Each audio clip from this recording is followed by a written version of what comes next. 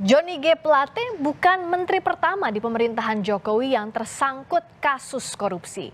Sejak Jokowi menjabat presiden pada 2014, terdapat 5 menteri yang tersandung korupsi.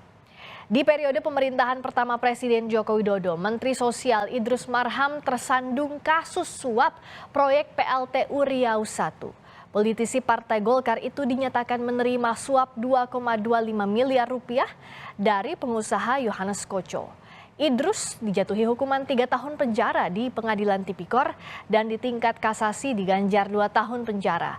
Berikutnya Menpora, Imam Nahrawi yang terjerat kasus suap penyaluran pembiayaan dengan skema bantuan pemerintah melalui Kemenpora pada KONI tahun anggaran 2018.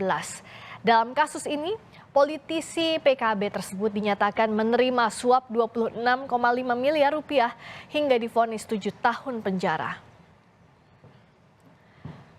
Di periode pemerintahan kedua Presiden Joko Widodo, Menteri Sosial Juliari Batubara terjerat kasus suap bantuan sosial pandemi COVID-19.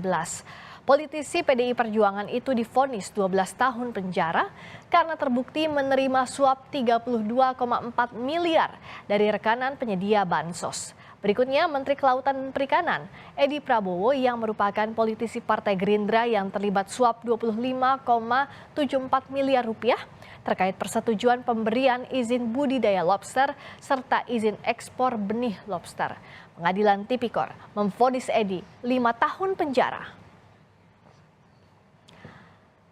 Terbaru Kejaksaan Agung menetapkan Menkominfo Johnny G. Plate yang juga Sekjen Partai Nasdem sebagai tersangka kasus korupsi penyediaan menara BTS 4G Bakti Kominfo.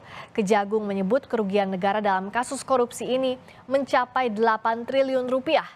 Johnny G. Plate menjadi menteri kelima Jokowi yang tersandung korupsi.